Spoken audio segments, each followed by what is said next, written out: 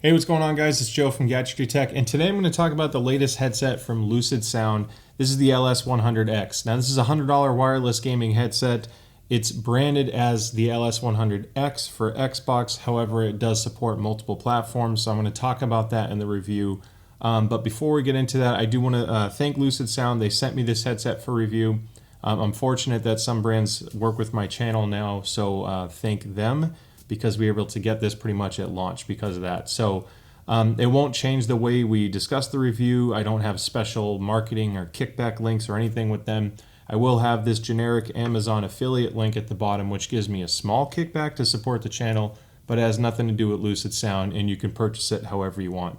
I don't run the channel to promote special sales. But anyway, I'll have a link in the bottom if you decide after the review you want it. If not, hopefully this will help you make your decision on what your next headset will be. Now, as always, I try to use chapters the best I can to save you time in case you only care about certain parts. So take a look at the play bar or the description below for chapters. But the basic format is this. I talk about features and specs, build quality and comfort, including glasses support. Then we talk about the mic and the mic performance, talk about sound quality, how it stacks up against competitors, and then what my final thoughts are at the end. So with that being said, let's talk about specs. Now, there's a lot to like with the LS100X on paper, because at $100, this thing gives you a lot. One is the battery life, which is a ridiculous 130 hours on Bluetooth only and 70 hours in wireless mode using exclusively the dongle. Now, that battery life is absolutely ridiculous. If you owned the LS15 from last year, which is still selling now, the LS15X has a 15-hour battery life. So it's a bit of an upgrade. Another nice thing I like is they switched to USB-C, which this is a very similar design to the LS15. So if you have that already and you're looking to upgrade, you're going to be very familiar with this. But the USB-C helps with faster charging, and of course that is where everything's going. So I would be very upset if it was still micro USB. Just like the LS15 and other LucidSound headsets, you get a detachable mic. We'll talk about the mic performance after. But what's really cool about this and some other Lucid models is there is a secondary mic integrated into the top of the ear cup. So I'll hold that up, and you can see that little pinhole right there. That is to give you a fallback. Because this has Bluetooth, and let's face it, if you're using this as a Bluetooth headset on the go, you may not want to see this boom sticking out. So it's not a great sounding mic. I'll include that little pinhole mic in the mic test later, but it's great that it's a little fallback.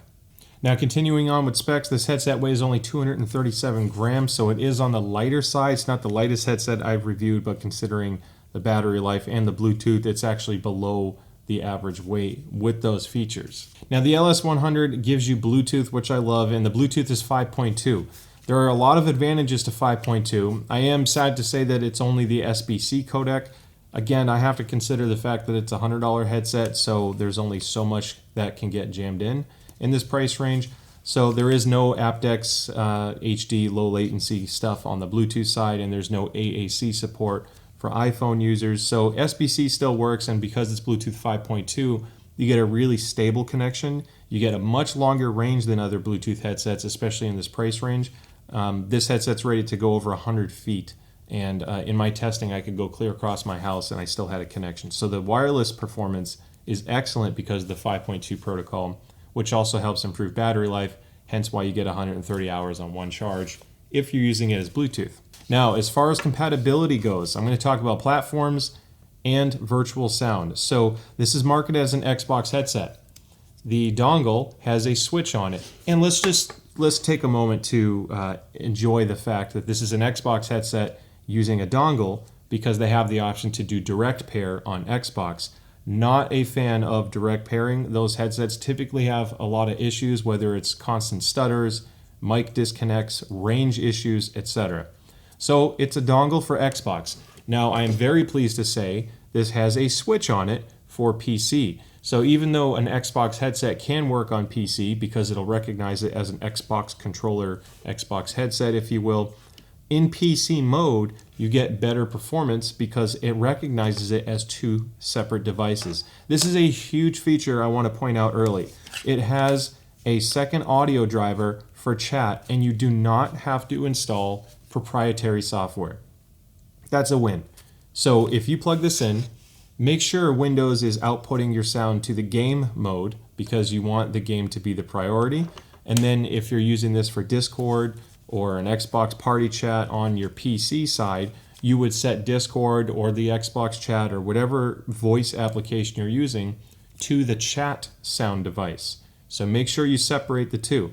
That means you can use SteelSeries Sonar software if you want to do custom EQ there and use their virtualization, which I'm not a fan of. But dual audio feeds without proprietary software is a huge win at any price point, and they're doing this at $100. This works perfectly on PlayStation in wireless mode, including Sony's Tempest 3D audio engine. Because when you flick this switch into PC mode, it recognizes it as a USB PC headset, and it even says LucidSound LS100X on it. So they don't advertise this as a PlayStation headset because of branding and licensing and whatnot. But I am pleased to say that at $100, you can get a headset with Bluetooth that works wirelessly on PC, Xbox, and PlayStation. That's awesome in itself. Now there's one more thing I want to point out on the Lucid headsets, which they've done on other models. This is why I went looking for this, and I think it's the left side and it's the right, so we're going to switch this. If you take off the ear pad, there is a reset pin on the bottom right hand corner. So we got that perfectly on the top down camera. So if your headset ever freezes, which is extremely rare, but some headsets freeze sometimes, they give you the option to press this in with a paper clip and you're good to go. It'll basically force a power cycle of the headset and you're back up and running. And I guess while this is off, this is what the driver and baffle design looks like, which is nice and smooth. So it's one of those little hidden features that just kind of like they care. So I wanted to make sure you knew that existed. Now going into build quality and comfort, I'm going to be fairly straightforward here. This doesn't look and feel like a really expensive headset. It's not. It's not trying to hide behind something. This is a very much a plastic build. You have mostly matte plastic. You have a nice little texture, which is a nice improvement. The old one, the LS15, had kind of like a faux carbon fiber pattern, which wasn't bad, but this still looks pretty classy. So I don't know how much we can get. I think I can get that in there, no problem. Let's get that in focus now. So you can see the difference. I'm curious if you have a preference on the two. I actually don't mind this. It almost makes it look like it has a metallic plate on it. So the pattern's nice, but again, it's all plastic. There's no weird creaks. It, I can stretch it about that far before I start getting a little nervous. I'm not going to lie. I don't want to pull it too far because it's my only one of the LS100, and I don't want to break it. All plastic headband. If there is metal, it's hidden inside plastic. But I've used a lot of LucidSound headsets. I actually own every Lucid headset but the LS41, and not one of them's ever had a physical break. And I think the general consensus online is they're pretty reliable. This has a traditional fork design for the yoke. So as far as the way the ear cup mounts, you don't have that single point of failure. And then on that note for build quality, you can see that I have full swivel. This is telling me I'm backwards. So you have very nice adjustment. This is going to lead into comfort after, but you can also lay this flat on your chest. So again, I like the little attention to detail. There isn't too much to focus on for build quality because overall it's solid. It's about as good as you'd expect for a $100 headset. So nothing really that stands out.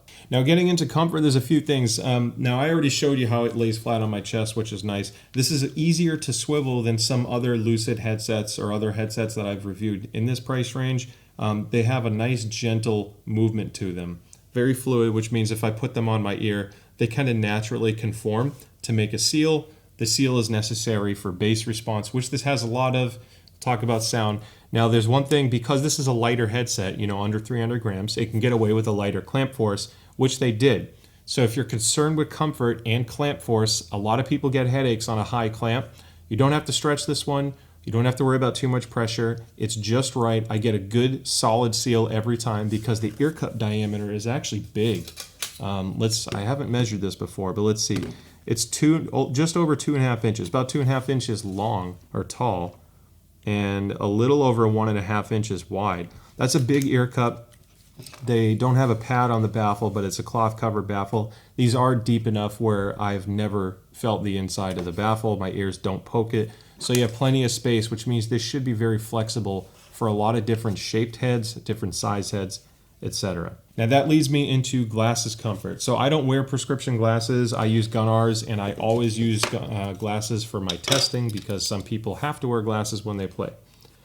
Thin frames with almost any headset, you're really not going to feel it unless the clamp force is strong and the pads aren't that great. These pads are very supple. They're not the softest pad at this price range. The Xbox wireless headset has softer pads, but they're soft enough where these frames basically disappear. I think the biggest advantage is it's a soft enough pad with a very light clamp, so pressure is not an issue. Now when I go into my large, heavy-duty frames, these things are big and beefy, and I wear them if I have a headache, but I have to work because they cut out most of the blue light, or all. Right now, all of my lights are yellow or purple. Even these, because of the lighter clamp, I can still wear this for a decent amount of time. Now, I don't think this has the highest glasses comfort headset I've ever reviewed. There's a couple that excel there, but because of this larger ear cup design, it's still not creating too much pressure, and this is about extreme as it gets. I think if you're getting pain from wearing glasses like these, most headsets are going to give you that issue, but it's not perfect. I do feel a little bit pressured just above the back of my ear from this, and that's just because it's going all the way back. So it is what it is. Overall, it's still really nice, and they're supple enough where I actually still maintain a seal, which is really important. So if you're concerned about sound quality, you don't have to worry about losing bass response just because you're wearing glasses. Now, the last thing I want to end on with comfort is the heat. This is a leatherette. It's common at $100. Very few headsets don't use leatherette because of the sound performance and durability. So this will get warm over time, although it's not as bad as some others I've used in this price range, partly because the ear cups are so big and there's some depth to it. You don't have as much of a hot spot. It actually gives you a little bit more room. So while this does have the natural characteristics of a leatherette, this is on the cooler side of that pad design because the ear cups are large enough. They were generous with the spacing, and that really does make a big difference for comfort. Now, as far as controls go, this simple looking headset has so many darn features and things you can interact with. I just got to point them all out. So let's plug this microphone in because I want you to see what the mic does with various controls. So I have a power button on the left ear cup above the USB-C port. Pretty straightforward design there. On the right side, you have a Bluetooth icon, and then it has a bracket that says EQ, multifunction button. So what happens is these little discs where you have the LucidSound logo, let's put that, look at that nice looking logo. If I tap this once, it mutes all sound coming in. So if someone walks in the room and you're gaming and there's explosions happening, you can't pause it, it's a live game, tap it once, a nice voice prompt will tell you that it's muted, and then you're good to go. You won't hear anything, tap it again, the game comes back on. Conversely, if you are playing and you don't want anyone to hear you, you tap the right ear cup. The right ear cup will now mute the mic, and you hear a little click sound. On the controls, the microphone does have side tone, which means you will hear yourself speak. It's not adjustable, but it does work. It adds a little bit of feedback, and it's in real time, so there's no echoes. So the mic side tone is decent. It's just a little bit on the lower side. Some people hate mic side tone. This doesn't have software, so what do? The same button that does your mute, if you press and hold, I'll do it now, mic monitor off. You get a nice voice prompt. It tells you what it did. Now you will not hear yourself speak. If you want to turn it back on, just press and hold, and it'll turn on. So these buttons, again, have multiple functions. Another thing I love is if you double tap the left button, it tells you your battery status. So this just said battery level high. So you get high, medium, low, and then you get voice warnings when it gets critically low. So again, just this simple little disc has a lot of functions to it. Now, the right ear cup has a rotating dial. This is your game to chat mix. That's how you can turn your friends down and the game up, or vice versa. If the game's too loud and your friend stops speaking, cross over to chat, you can hear it, and it'll tell you where your center point is, where it's a 50-50 split, and you can go full 100 in either direction. Again, these controls are very intuitive. And then, of course, as you guessed, the left ear cup is your master volume, so you can control them both independently. So that button on the right for EQ, if you tap it, it'll cycle through 3 different presets. I'll talk about sound quality shortly, but that's give you the signature sound, bass boost, and FPS mode, which is basically a treble boost.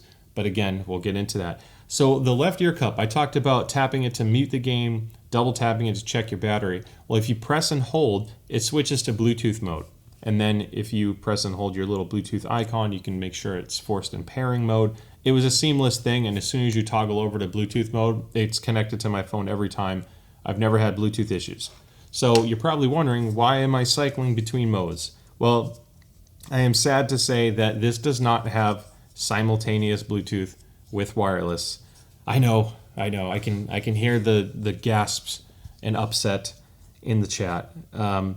I wish it had that. I can't be so critical because the Barracuda X that just came out is also an awesome headset at $100, and that does not have simultaneous Bluetooth either, which kind of stinks.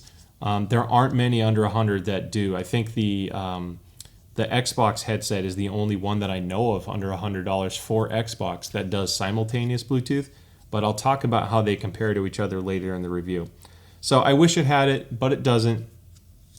So moving on, if you press and hold, you will switch to Bluetooth mode. It'll tell you that on the voice prompt, and then you can instantly go on mobile. All right, now I'm talking to you on the LS100X microphone. There's going to be a few things I want to point out with this microphone portion of the video because I found some really cool surprises that are kind of like a hidden feature, and I don't know why they're not advertising this. So my microphone clarity, it is a fairly clean sounding mic. It's a very warm tone. There's not a lot of clarity up top. It's kind of like it operates in a narrow band. However, the frequency response that the mic has transmitted to the computer is actually kind of clean. It's not too bad. You may find that it might be a little dull or muted. It really depends on what you're listening to out there, but I think at this price range, it's average. It could be considered above average because of the warmer tone, if that's what you like. But there's no weird distortion. I don't sound like I'm in a walkie-talkie. Again, I really love the warm tone on it. The big kicker, this is to me the biggest surprise because again, it's not using any special software. I just plug this in and go. The noise rejection is class leading at $100. This is huge if you play in a noisy environment. I'm just going to call it out. The Stealth 600 has a nice mic from Turtle Beach, but it picks up a lot of background noise. That's just inherent to the design. This is the opposite. So I'm going to just show you this. I have a ruler. I'm going to scrape it on the table. I'm going to tap it a few times, and I'm going to go back and forth from this microphone to my mics up top and in front to show you the difference in real sound versus what this is doing. So I'm going to start scraping it on the desk now. And now I'm going to do the exact same motion on the shotgun mic. So you can hear that it's making noise, right? And it blocked it. This mic rejected essentially all of it. Now I'm going to start tapping this on the desk rather loudly. This is going to be much louder than typing on a keyboard. I'm not seeing almost anything getting picked up. So if I do it again with the shotgun mics, I'm going to go back and forth so you can see what I'm talking about.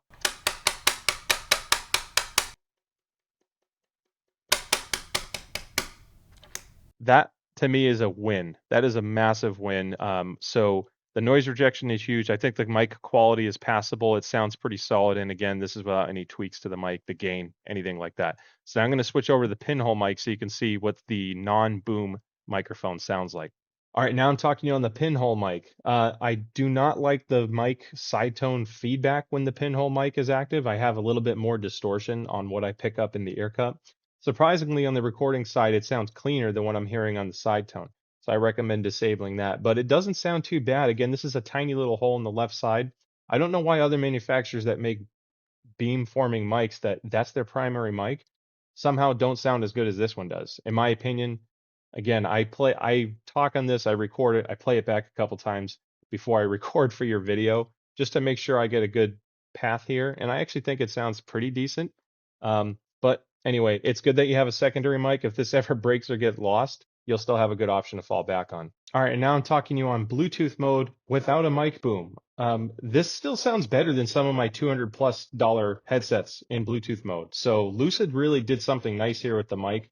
I know it's not excellent. It's a Bluetooth headset that's $100, and I'm not even using the boom. And this is what my voice sounds like. I still think it's impressive. I'm going to switch to the boom just so you can hear that as well, and then we'll move on to sound quality. And this is what the boom mic sounds like when you're in Bluetooth mode. A little bit different, but anyway, now you've heard all the options. All right, now it's time to talk about sound quality. There's a lot to say with this one because I've been very honest with the review, and I'm going to continue doing that. This is not my favorite sound profile that I've heard at $100 or less. I don't think it's as bad as the Xbox wireless headset was, because that thing had bass that was so overpowering. The clarity was terrible. Like, you could barely hear footsteps without aggressively EQing the crap out of that. This has a very strong bass presence, and it doesn't it's not from like 20 hertz to 150 hertz like the Sony InZones, where they have like a nice hump in the low bass and then it kind of dips. This thing carries all the way up to 500 hertz. So it rolls off like below 40, 50 hertz, picks up like 10 dB, 12 dB over flat, and then carries into the mids. Now, when it does that, a couple things happen. You make voices change slightly, because now like everything has more oomph to it. Like, every person got bigger. Every guitar just tripled in size. The ringing of the bass, of the strings of the guitar, become a lot more visceral.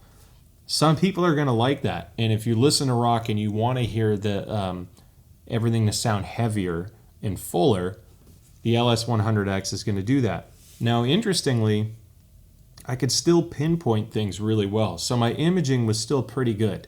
I would take this over some other, budget headsets. I would still take this sound profile and then custom tune it, then use something like the SteelSeries Arctis 1, which to me is a very sharp sounding headset, and you can't fix the lack of bass. This has a lot of bass, which is much easier to remove rather than try to add something on a driver that's not capable of that. That's because this uses a 50 millimeter driver at a $100 price point, so it's going to have some good bass. Now, the mid-range, so because the bass is so strong and it goes into the mids pull back a bit. Vocals aren't as forward as the bass or the highs. And when you're playing games, it can sound completely different tuned versus untuned. Like, the engine on a racing game is going to drone more. You're going to hear more of a hum to the motor. It might make the engine sound bigger and deeper. And on a first-person shooter, or if you're playing a role-playing game, something with a nice vast environment, it's just going to have a lot more warmth and heft to the environment. Your footsteps will sound heavier. You'll still hear them very clearly because, again, somehow they still got some decent detail out of this tune, but just everything has that weight to it.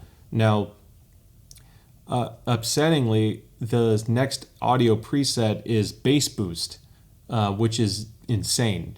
It gets way too strong. I suppose if you're listening to something that was mixed poorly and has no bass, you would switch to bass boost.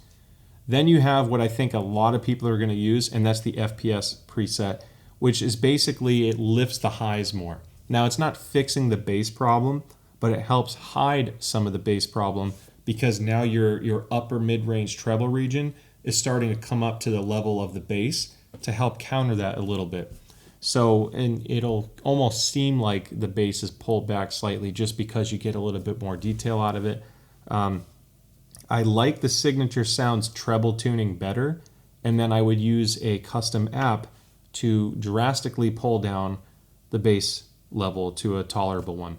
Now, I don't want to go too far down the rabbit hole of custom EQ tuning a headset in this price range, but I do feel you can make this go a lot further. This is an incredible value at $100. I'm not saying it's bad, because again, I was really surprised at how good the imaging was considering the bass, and some people like the bass. But at $100, it works on Windows Sonic for Xbox, or you can just run it Windows Sonic, I guess, even for Windows, and then the Pulse 3D audio for Sony. If you want a custom EQ on Xbox, you can pay the $20 for the Dolby Atmos app, and that gives you the option of custom EQ. If you do that, I may show a picture on the screen, but I'm going to tell you how easy it is. Look at the 125 hertz and the 250 hertz. Drop it down almost all the way. You can essentially leave everything else the same, but drop the 250 and the 500 down, or the 125 and the 250 down a lot, maybe 2 decibels over the bottom, and drop the 500 down at least halfway. If you take a big scoop out of the 125 to 500, this thing automatically just shoots right up to the upper end for audio quality on Xbox. So if you consider it $120, it's still an excellent value, because it's going to perform. It has a much better mic, battery life, and comfort than the Astro A20, and now you can tune it to sound as good as an A20, which actually has good sound, but poor everything else. So it's not perfect. It's salvageable, and I will put, if you want a very flat sounding headset with a very vast soundstage, like you don't want the same explosive bass and dynamics, or I guess immersion in some games, there's a program called Equalizer APO, which only works on Windows, and there's an add-on called the Peace add-on. I'll put that in the description. It's a little bit to type. That's probably requires a separate video. But if you install both of those, after you've plugged this in, you have to plug the dongle in as a PC headset first. Once that's all done, you select this device as the device you want to configure with Equalizer APO. I will have a link for a custom EQ preset in the description that completely changes the sound of this and makes it sound almost, I don't want to say like an open back, but it really gets close as far as soundstage goes. It's insane how much this headset takes to tuning. So I think the potential's there. I just wish they had an extra preset or got rid of bass boost for flat or no EQ like the older Lucids, which used to pull the bass down. So not terrible. I think for FPS it's still fine. I could still hear footsteps just as clearly, tuned or not tuned, but the footsteps just sounded different. So once your ears get used to it, I don't think you're at a disadvantage even if you can't tune it. It just has really hefty mid-range bass to it. If that's a deal breaker, sorry. But overall, I think the rest of it kind of carries through okay, and I think it still can be enjoyable. In a lot of games, it sounds fine with the bass boost. It just depends what you play on.